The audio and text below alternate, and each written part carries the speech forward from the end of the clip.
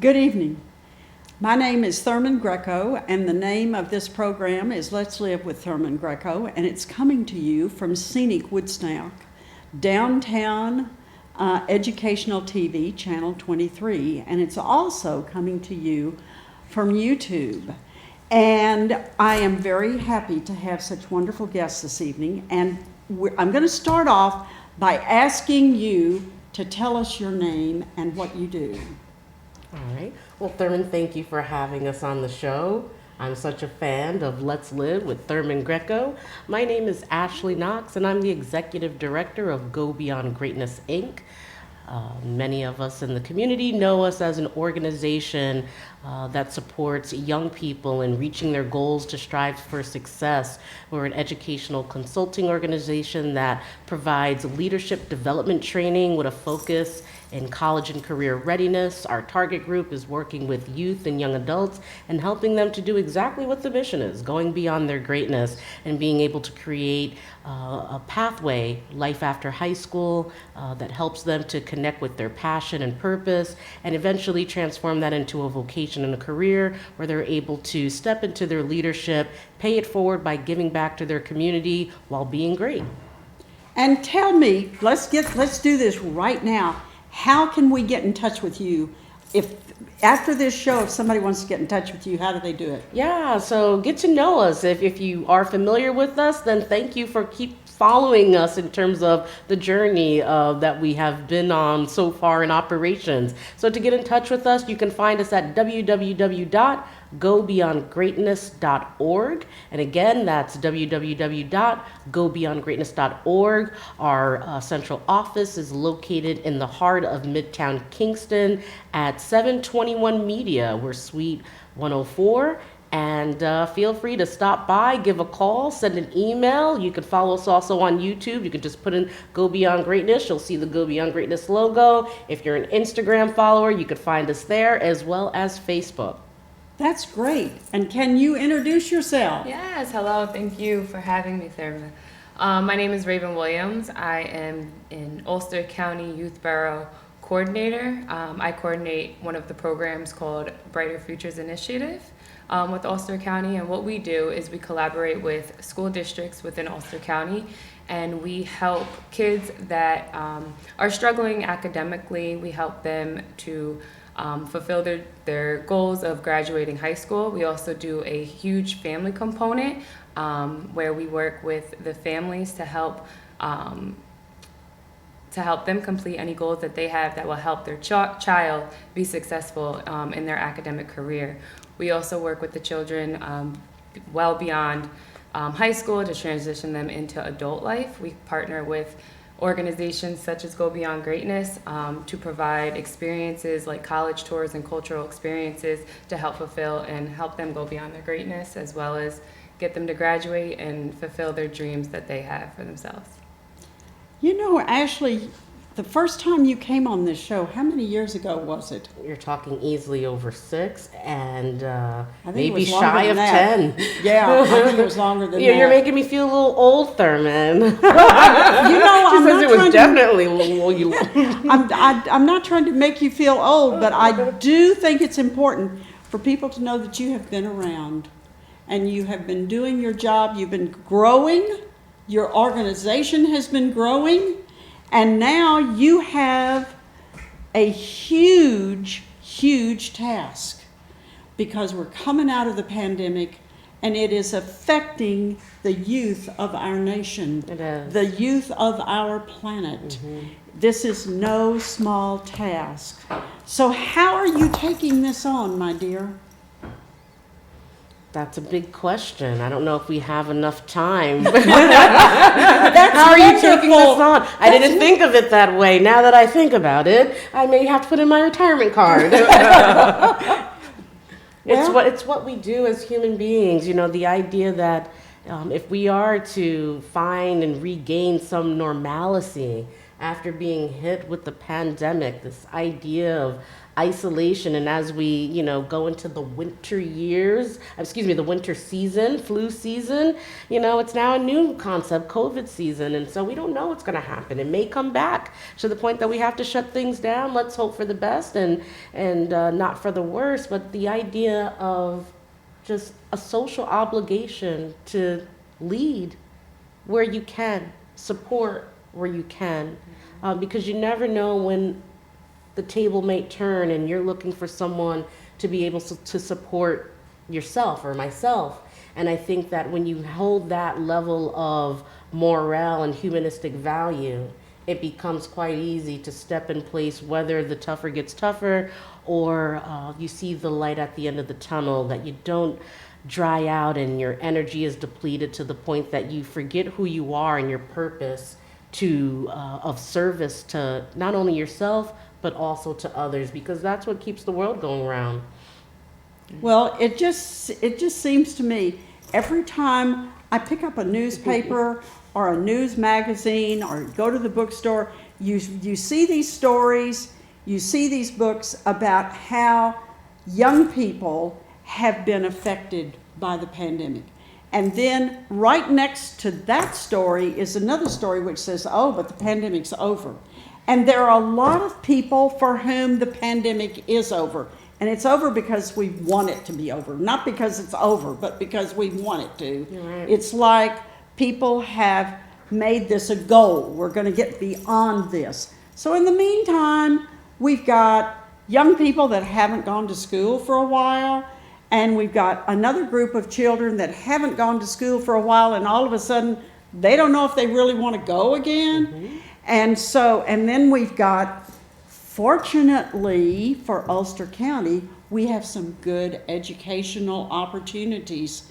But just because somebody is a couple of years behind in reading and math, and they're 8 years old or 10 years old, or 16 years old and 18 years old, you have to go beyond that now. You have to. Talking about going beyond greatness, you've got to go beyond the teens. Mm-hmm.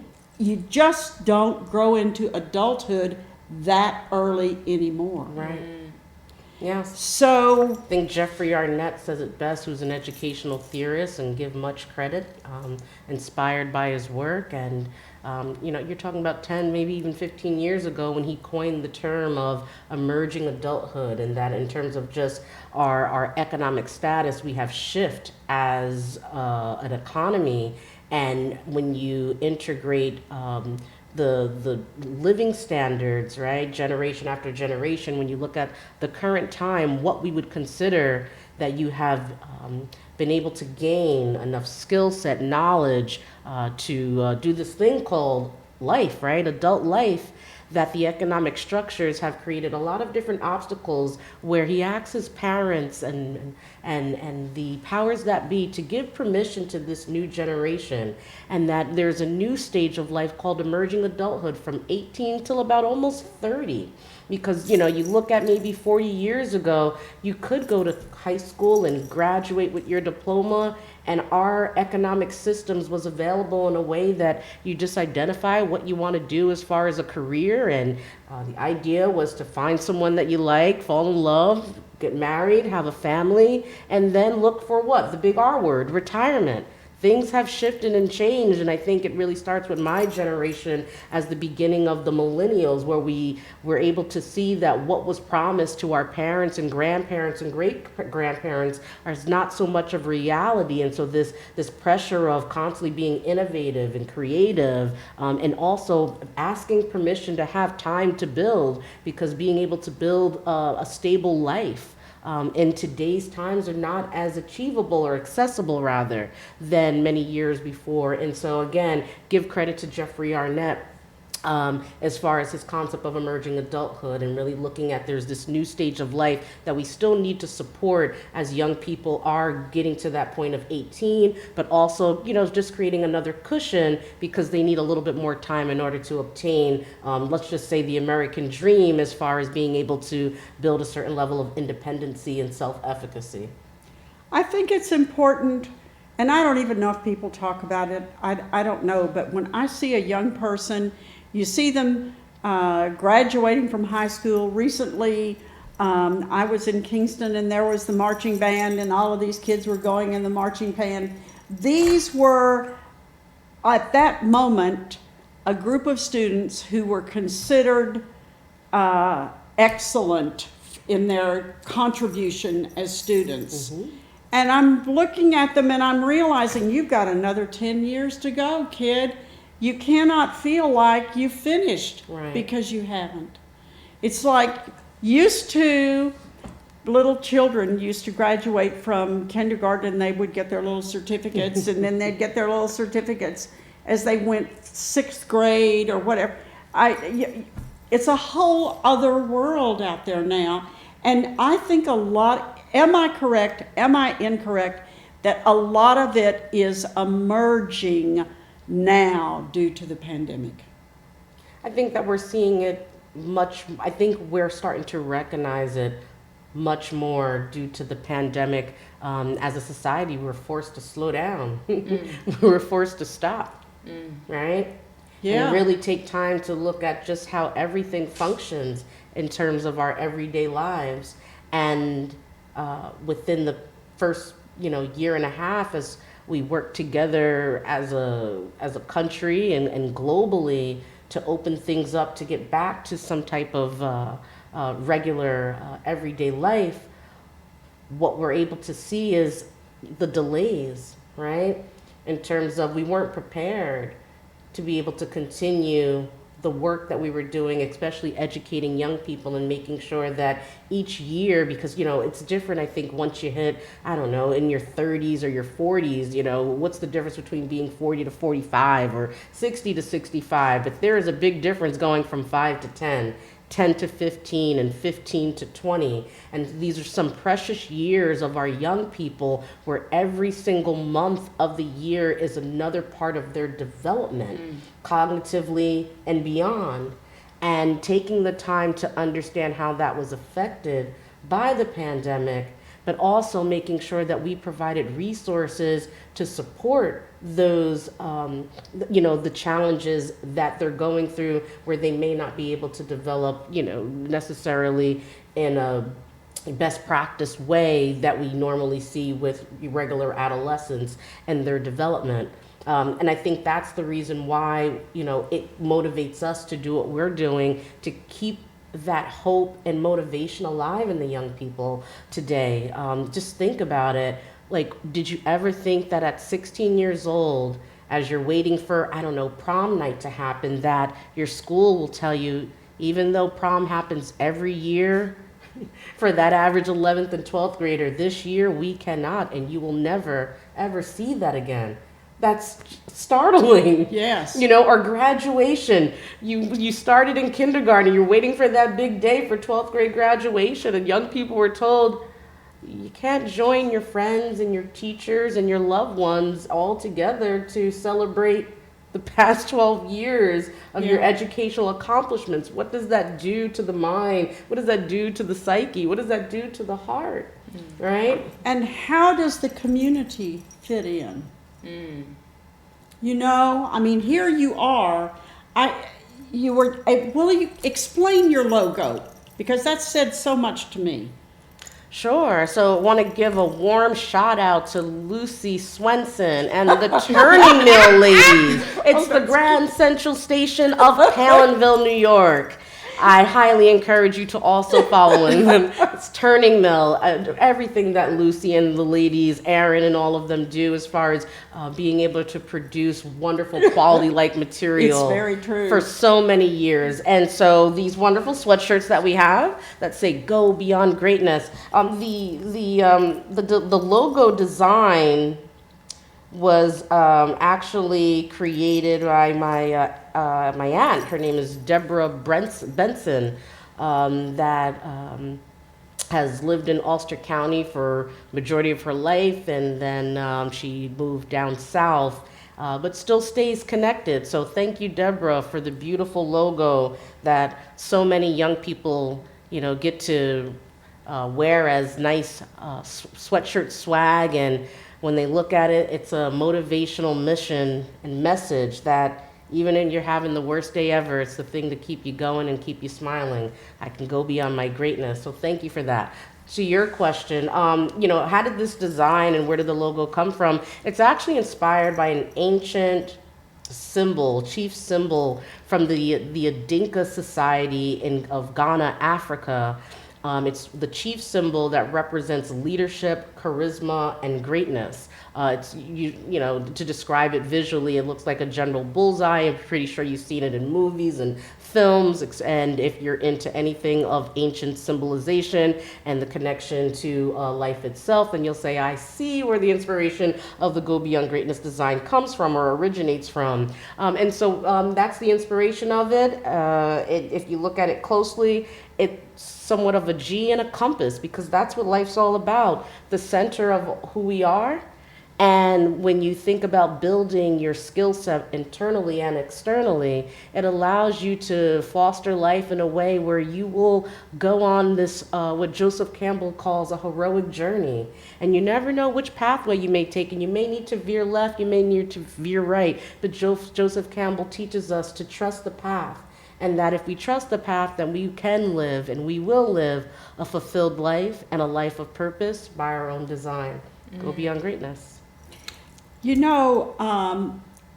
That's a very, very interesting thing, because some people, every once in a while, I'll run across somebody that feels like that she or he has messed up the life. I made a mistake, I have ruined my life. And I don't feel that way. I feel that there's always an opportunity to get back on the path, right. or if you've gotten off of that path, you can go in another direction and still move forward. And that's what that logo says to me.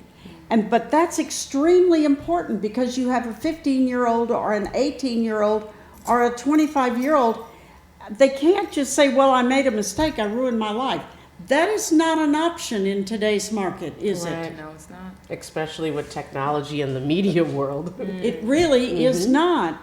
It is a way. I've made a million mistakes in my life, but I don't feel like, I never have felt like, well, I ruined it. Right. I mean, even if you have problems.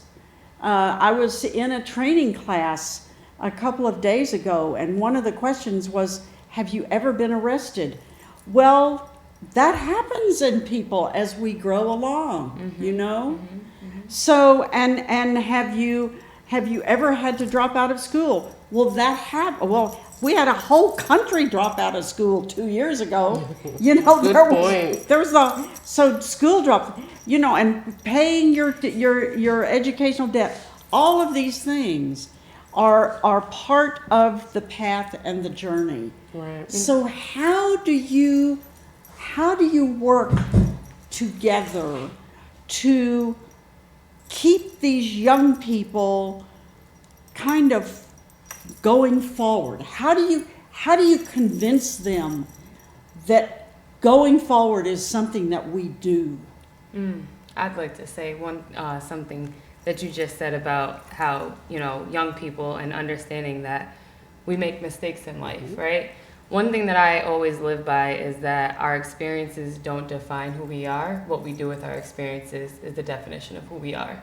So I think that spreading light into young people and being relatable to them and sharing your story. So one thing that I've been able to do with connecting with youth in the community is explaining to them, like, I've been in your shoes, I've made mistakes before, and showing them that there's another way to go about it, right? A mistake isn't a mistake unless it's a lesson learned, right? So it's not really looked at as a mistake, but a lesson that we've learned from. So explaining that and showing our kids, and not just telling them or talking to them, but actually guiding them, actually walking through the ropes with them, understanding why they're feeling the way they're feeling. One thing about our youth is that they're so misunderstood, right? They go through so much in their life, and they're expected to be so responsible, right? Especially when they hit 16. You got to go to school, you got to get good grades, some kids, they have to get jobs. because especially with the pandemic, that's another huge thing. You see a lot more young people having to support their families because of lost jobs. So we see all of this stress that's happening and all of these things that are happening to these young people. But as soon as they want to speak, as soon as they have a voice, adults tend to shy them down, right? And they don't feel heard. So as adults working with young kids, I think we need to understand that our kids do have a voice. They're old enough to have all of these responsibilities. They're also old enough to have their own mind and have their own decisions, and we have to respect that. We have to also support their good decisions and guide them the right way, but we also have to respect that these are their lives and their life decisions, and we have to just hope and guide that we can bring them to where to accomplish the goals that they set for themselves. It's so true, because if not, and as you mentioned, you made a good point, as adults to be conscious that we're not shutting down voices and for young people to think for themselves, because the big question is, you know, of course we want the best for our children, right? Whether you're a parent, a teacher, an officer of the law, you know, right? We'd rather them not make mistakes, because mistakes could become a domino effect to something that may become even worsened. However, like you mentioned, these are experiences that teaches us, and in terms of the hills and valleys that we'll go through that mold and shape us to who we are. And that the big question that I have is, as adults, if we are not conscious about holding the space for young people, right, for them to think for themselves, allow them, you know, to a certain extent with guidance to make mistakes so that they can internalize that and learn from it for their own sake and livelihood. What happens if we don't shift? You know, like, what I'm noticing is a lot of young people are feeling that more than ever when the pandemic hit and they had to stay home with mom and dad, or at least those were the private conversations. I can't tell you any names, but things are better. But you know, I'll ask even the two of you, what have you experienced that or heard young people as far as their cries when they're not being heard and their needs are not met? I always think about it as a baby who's crying, and the baby's not crying to be annoying. The baby's crying because there's a need, right, that he or she needs to have met. And what are we seeing today with young people as far as their cries? What are they?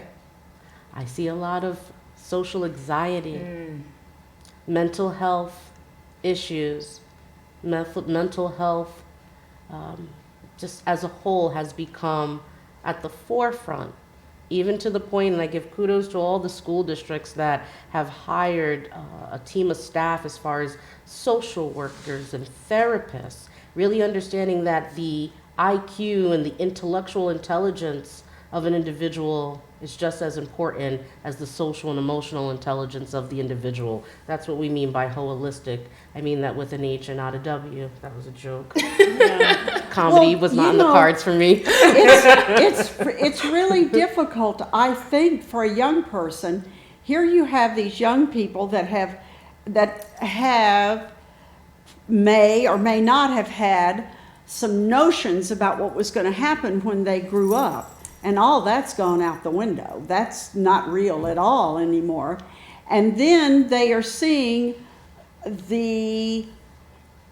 all of their family development, their core, it is fallen away because their school was closed and they haven't gone to school and they're not progressing educationally, but their parents are not progressing at all because of the coronavirus. They've seen a lot of death. And I think there's a lot of grief. Yeah. And you know, in this country, we don't deal with grief. No. We don't have any, because we don't deal with it, we look at people and we say, oh, get over it. You cannot tell that to a 16-year-old. And how can you say that to a 12-year-old? Or a 10, or even a 20-year-old? So, so we have a whole culture here of people who do not know how to grieve. Right. And there is no one they can go to that will even help them, because nobody else knows how to grieve in our culture. So, and I talk to people all the time in my job who are looking for some type of a therapist. And there is no therapist available because the therapists are all working and they are all overworking. And the social workers are all having a terrible time as well because there are not enough of the social workers. So what, this is where you guys kind of bring in. So what are you doing to kind of bring all of this together? Think about that one. Ashley, jump into it. It's a lot, It isn't is. it? It is It is a a lot. lot. And so it's building the bridges between family life, school life, community life, and creating a platform for young people to be engaged. That is, there it is, right there, on the platform. Because if they've Positive got engagement. a platform, they have something to leap off on. Yeah. Right. And, but that, I mean, It's so that's true. a toughie right now. Right. I mean, and we're very grateful because Go Beyond Greatness, we have received, so much love and support from our community, the state, as far as state grants and donations to have the ability to do what we do in terms of the leadership opportunities, the exposure and the access that we give to students around college and career readiness. This idea of exploring, if you were to graduate from high school, you don't have to necessarily come back home. You don't have to necessarily go directly into the work world. There's this wonderful safe haven of building your intellect and at the same time getting a little taste of what it feels like to be independent, right? Living on campus and in terms of campus and dorm life and learning more about yourself as you learn about the world in terms of just the liberal arts of academic education that a lot of colleges offer. And so what we have been able to do with the support of donations and grants throughout New York State and also our local community is provide comprehensive college tours. We're taking students outside of the house, out of the classroom. My background is in global education, and I'm a firm believer that 2/3 of our learning happens outside of the classroom. And one of the great collaborations that we have done through the works of the New York State Office of Children and Family Services is partnering closely with Ulster County Youth Bureau and the Brighter Futures Initiative to provide more college tours and cultural engagement, enrichment activities for young people to keep them in positive spaces, right? Where they're still hanging out with their friends, they can, without permission and no excuse, a teen can be a teen, but in a positive way where they're learning, they're growing, and the parents can have a sense of mind because they're not just, hanging out at the parks or down the street from their school where, idle time can create idle hands to do things. We're providing them with comprehensive services that are really supporting their growth as they go through each year of their lives to going to that point that we talked about earlier, adulthood. So most recently, we collaborated with Ulster County Youth Bureau under the New York State Office of Children and Family Services and their gun violence prevention initiative in hosting a full-day college tour to Baltimore, Maryland. Special thanks to Morgan State University. A lot of the students that we work with with Go Beyond Greatness for the Kingston community is working with predominantly students of color, those that would be on track as first-generational college students. So that would mean that if they decided to go to college, they would be the first in their family history to take on that leap of leadership. In addition to that, if you want to share, in addition to the college tour, the football game, and it was just a fun, wonderful, filled day. And doing these type of practices is what keeps hope alive and keeps young people motivated to want to show up in their greatness. I don't want to take up everything. No, Share your you're- perspective. That was awesome. It was our first HBCU tour. It was amazing. And the one thing that I also do enjoy that what we do is we combine, right, educational and cultural experiences. So it's not just about academics, right? It's also, you get the fun, the historical part of of an experience, and we went to the National Blacks and Wax Museum, which was actually phenomenal. And the kids, like, just to see them open up and learn a lot about their culture, their history, and to see how many kids already knew so much about their culture and their history was just outstanding. The kids were they were just so respectful. They asked questions. They were phenomenal. Like, you could really see that they were very interested and excited to learn about where they come from.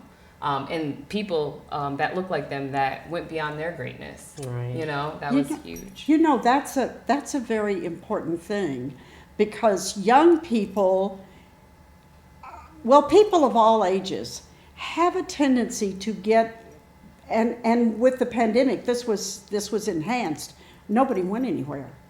Nobody saw anything new. Nobody received any mental or emotional or social stimulation. And New York State has an awful lot to offer that way. I mean, I'm a transplant to New York State, and I greatly appreciate all of the things that the state of New York does for its people of all ages. And one of the things that the state of New York does is rent a bus and put a lot of people in it and drive down the road to some place you've never been. And you cannot do that often enough, So that is something that you are still doing in New York State, thank goodness.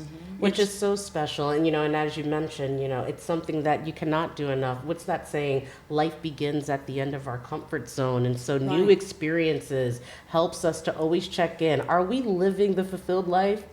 Yeah. Did I try something new today? Whether it's even try a new food, travel to a different town, learn a new language. It's just something about taking advantage of living, right? Yes. And at the same time that we can hone and honor that value within our society. Unfortunately, the inequities, not everyone has the access to continuously do this or even have a first-time experience. And with a lot of the students that joined us for the Historically Black College, University, and Cultural Visit to Baltimore, Maryland, it was a first to visit the Baltimore, Maryland, the Baltimore Harbor, maybe even taste a Maryland crab cake. I could taste it now. And to have that experience that sits within. And what we hope is that once they, become adults and they have their families, that they'll remember that moment and want to give back and make sure that their children have that experience. We're going to go on a family vacation, put everyone in the car, we're going down to the Baltimore Harbor. Because I remember one day back when, Yes. And it was an amazing experience. I wanted to read to you some of the testimonials from the students that went on the trip because it's just so heartfelt. One of the students said, in their first experience, I realized, because the question was, what is one thing that you learned from the GBG experience, Morgan State experience, the college tour, and the cultural visit? And one student said, there's a place for you somewhere, you just have to look. Another person said, learning about the environment of an HBCU, and if you're unfamiliar with the acronym, HBCU means a historically black college university, which was established during a time when schools were not integrated. And we had to create institutions for Americans to be able to study, and they're still here. And so students now see that they have options. They can go to a PWI, which is a predominantly white institution, which most of the colleges throughout the country take on somewhat of that label, or they now know they have another option, which is a historically black college university that's not too far from home. It's about 4 or 5 hours down the road, per se. Another student said, I learned about the history of college buildings, and to Raven's point, as far as the cultural aspect, and being surprised on how many students knew about a lot of the legacy of Black greatness and achievement and the contributions throughout the different generations. The students were able to make connections and learn about why did Morgan State name a particular academic building after a particular scholar who happens to look like them. The empowerment and the level of confidence that if he can or if she can, then there's a possibility that I can. And when you tie that into the other purpose of why we wanted to, give a grand tour. We could have went down the street, no more than an hour away, but we really wanted students to just see what's out there. This is what helps them when they have those moments of peer pressure, right? Especially with the whole gun violence issues that we're seeing popping up throughout New York State. It's those moments where they say, you know what, I had such a good time. Is it worth it to be pressured to go into a gang? Or is it worth it to be pressured to try these drugs because everyone's saying, oh, it's cool, and my body and my mind gonna be altered for a moment in time. It could be altered forever. And sometimes it's hard as parents to say you can't. And to your question, how do we support young people so that they can be themselves, have a voice, and be, independent in their own right as they grow? It's meeting them where they are intellectually and functionally as we're doing. When do you have educational things because you're trying to widen, the vista? What about training opportunities? Are there? I know there are many in New York State. Are there any that the young people can? Yes, so part of our program with the Brighter Futures Initiative is we provide internships to our youth. And they're not your typical internship to where, when you go to college, you go to internship for college credits. This, because we can't give them high school credits, we do actually pay them. So it's a paid internship, but they're able to stay with one particular internship for 6 months, and then they're able to find another one after that. So they're able, while they're with us with BFI, they can get some experience in different fields, so they can then have a better understanding of what they like and where they would want to go with afterwards. How does somebody connect with that?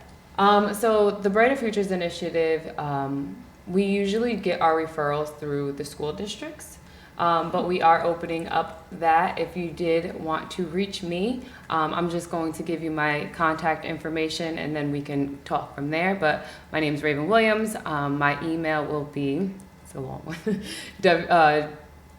rawi@co.ulster.ny.us. That's the co.ulster.ny.us. That's a toughie.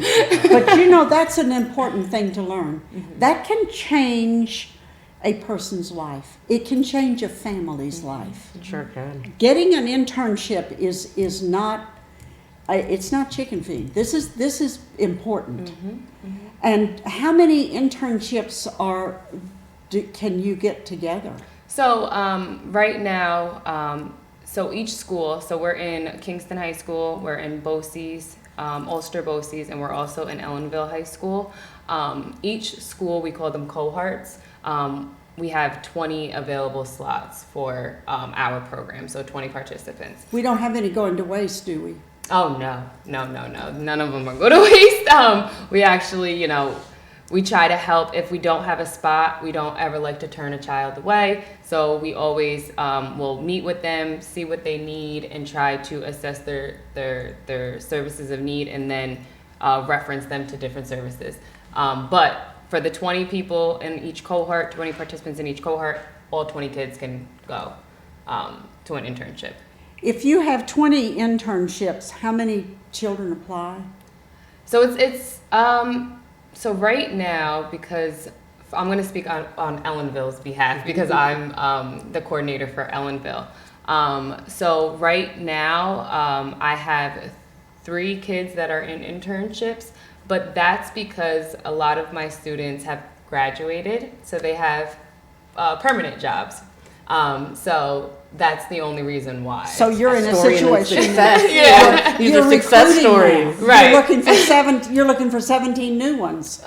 No, I'm not gonna say that. Unfortunately, I wish that was true. But we also we do have connections with the Office of Employment and Training, which they provide summer youth jobs. So during the summertime, we have more availability for youth to become employed through summer jobs with Ulster County Office of Employment and Training. And that's what I love about your program, because as she had mentioned, those that have kind of graduated from the internship level of job placement and they've went to secure full-time positions, they're still a part of the program. They haven't Right. necessarily graduated, which kind of ties into the original theme and conversation we were talking about earlier, that 18, 20 years ago is different than being 18 in 2022, right? Oh, yeah. And being able to support them through those early years of adulthood. Just having a job doesn't necessarily guarantee life security. Right. So having an organization, you think about how many organizations tend to focus on young people after they graduate from high school. We tend to support them before then. I think just speaks measures to just the different collaborative services that you're seeing in Ulster County as far as helping to really build the next generation and make sure that they're receiving the right services and resources so that they can live a healthy and happy life and be able to provide for their families that will keep them here and grow into being able to raise their families, as they continue on. And I think that's what keeps us, strengthening our workforce pool, right, when we look towards the future, and also keeping everyone safe, right? Because without these type of services, again, idle time can create idle hands to do whatever may shall happen in that sense. And again, I think these proactive services is what's keeping hope alive with young people as they're going through these changes that are, no one's expecting them, but I guess it's expecting the unexpected and figuring out a way, again, how do we support one another to stay strong, to stay positive, and be able to grow and make sure that we're taking care of our communities and at large, environmentally, our planet. It's a very challenging time now. It's very challenging. It is. And you feel like this is your reality. It's Monday and Wednesday, and by Thursday it may change. That insecurity has a toll. It has a toll on youth, because children need to know that they're going to have something to rely on daily. Sense of security. Mm-hmm. They need a sense of security, but they also need that's something that they can rely on. And they need to, it's like children need a place to come home to every day. And with the pandemic and the changes that have happened, sometimes you had somebody that had a place to come home to on Monday and Wednesday. By Friday they don't, because we have another crisis in our community as well, Yes. which is affecting everyone. Exactly. I was just looking at one of your rack cards here, and the big question: why people become homeless, and all of the different indicators, right, that no one signs up for. Right. But like you said, in these uncertain times, things happen, and where you may have security on a Monday may change completely different by Thursday, and it's nerve-wracking. Yes. Because without, people like you, Raven, as well, and others that are focused on being proactive to make sure that people are being taken care of, that they know that they feel safe and secure, like you mentioned, especially our young people, because, they're part of the vulnerable as far as, what we're going through at this time. Shall we, figure out, ways to even improve what we're doing, because it's just so uncertain. And right when you think you have the right answer that's going to make things better, there's a new challenge to be to be addressed. Yes. And so, it has to come from not just a one way, but multiple levels and solutions to keep young people thriving. Is there in your association, is there a talent that you are seeking? In terms of Possibly someone to donate time or someone to work with? Are you seeking a particular career field? In other words, are you looking for more social workers? Are you looking for more therapists? Are you looking for more managers? Are you looking for anything like that? I think that we need it as a whole. You can never have you can never have too many, especially now. I think for us, with Go Beyond Greatness, what we're seeking is for more students to get to know who we are. And so if you are an adult, a parent, or someone, and you know a young person that could utilize our services, whether it's helping them to build their leadership skills, maybe they didn't think about going to college, and the idea to travel with us and look at the different colleges that are in our local community of Ulster County, as well as throughout New York State and beyond, tell them about us, connect with us, and we love to get to know who they are. We do a lot of career exploration and job readiness training. Again, the college is not for everyone, but giving students, a platform to practice and feel a sense of belonging, and, at the minimum, just being able to connect with people their age in a positive way helps to create a domino effect of more positivity. And again, with all these challenges, young people need to be loved. They need to feel that. They need to feel a sense of security, and they need to know that adults like us, we have their backs. And so, yeah. So what you're saying is you're looking to widen your circle. Yes, absolutely. So how long has Ellenville been in this group? So I just started this year, but the program has been about 3 years, going on its 4th year in Ellenville School. And and you're working out of the school system? I'm working, well, I have an office in the Trudy Farber building, but I do work within the school. The school district allows me to come and go in the school, work with the kids as often as I need to. It's like an open door there. So that's wonderful. It is. Mm-hmm. That's wonderful, because the natural inclination of a school in today's market is to shut the door and lock it, throw on a padlock to protect the children. Mm-hmm. And so by allowing you to come in, they have really opened up quite a bit. They have, and they've been very great with sending referrals, keeping in contact with me. All of the staff, they all have my number. If they have a student, they're like, hey, Raven, can you do something? I work very closely with Frank Mulhorn, the community engagement staff, and he's just amazing, just with the kids and connecting me to the kids and keeping me just in the loop with what's going on with just all the kids, not just my BFI kids, but just all the kids, and making me really feel a part of the Ellenville School District community has been great. So did you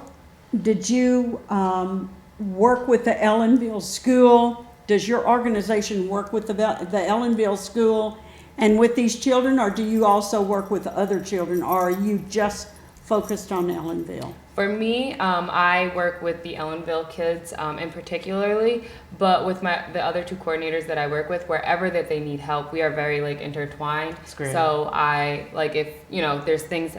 A young woman at Kingston, the Kingston coordinator is a male, so if there's a young woman there that may not feel comfortable working with a male, he'll call me up and I'll go over and I'll work with him. So even though I'm not predominantly in Kingston or BOCES, we do intertwine and work closely with one another, just in case there's, at any time we have to step in. We have the relationships with the students as well. And you have BOCES involvement? Mm-hmm.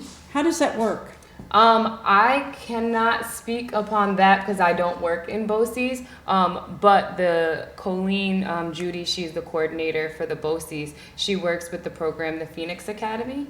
So she goes into there with the Phoenix Academy. She works very closely with them and works with the students on the family engagement and getting them acclimated with whatever it is that they need to. But she also works with the GED task program there. That's great. So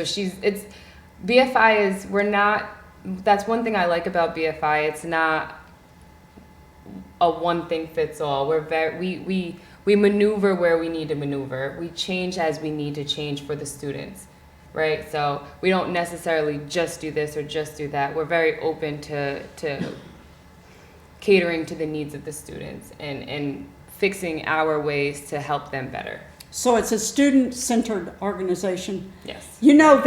That's really nice, because sometimes programs just become very structured.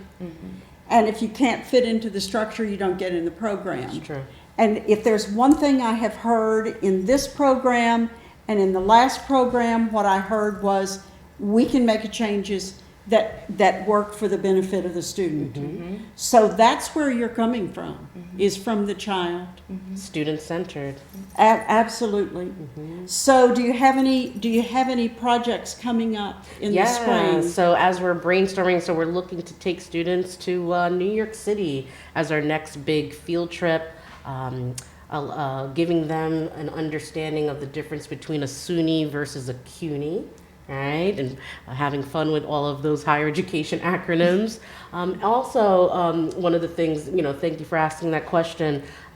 It may not happen so early as early spring, but before the spring semester ends, it would be such a dream come true to be able to take a group of our students to a Broadway show in Manhattan, now that the performing arts world has opened up. I'm a lover of performing arts and Broadway shows, and to give that cultural enrichment experience to our young people.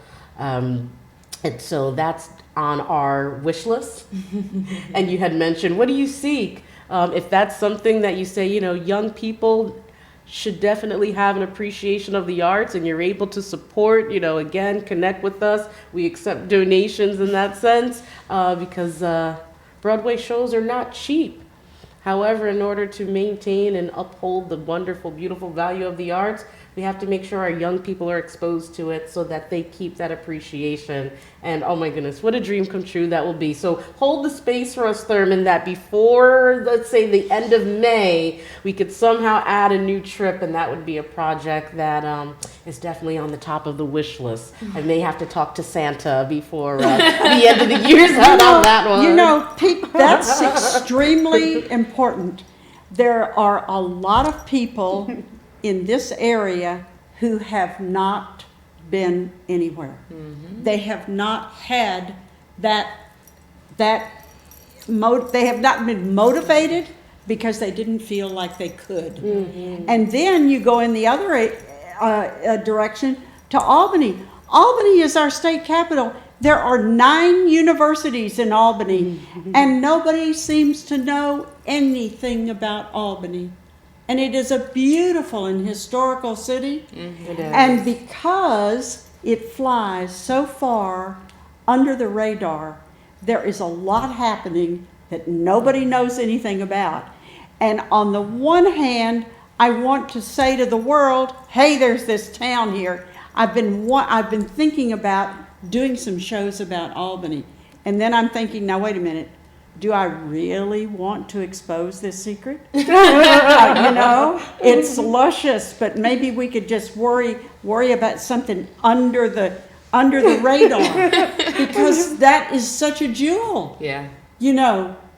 And you can get a bus and you can fill it full of kids, and they, at their age, are going to be changed forever. Ever, yes. And I work in the flea market in the summers here in Kingston.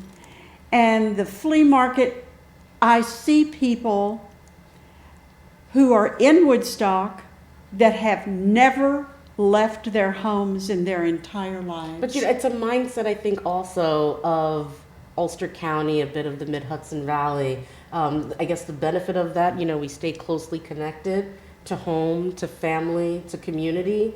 The downside of it is there's a big world out there.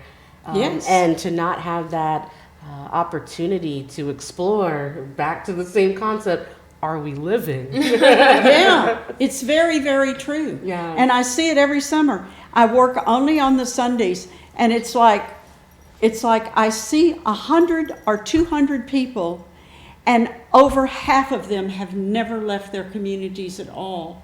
And this is a first time for them to step out into the future. And we are, listen, whether we like it or not, the future is here. The future is It's here. really a shocker, but it's here. This is it. The pandemic is our future. And how we handle it, how we manipulate it, Yes. how we expose ourselves to it and make wonderful things happen because of it. Right. Because that's what you do, is you make lemonade.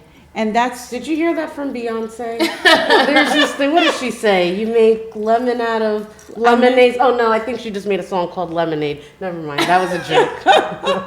no, that's how you do it. And so you get this bus and you put all these kids in this bus, Yes. and you go off in You a go. direction. Yeah. Experience and exposure, access. So, Yeah.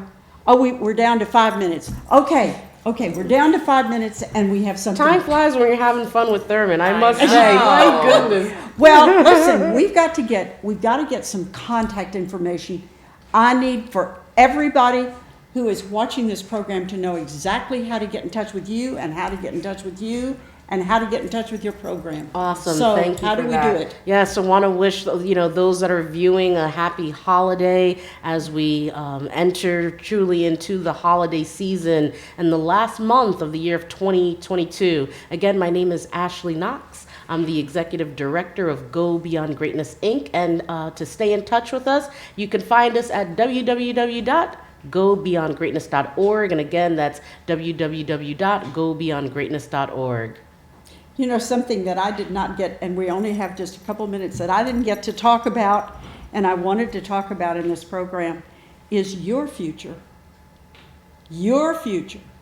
Because you are, as far as I can tell, one of the few motivational people in this area. Thank you. That means a lot. No, you are. You're it. Thank you. And look at what you've done. The first time I saw you, this was not even there, and now you've got this whole thing going.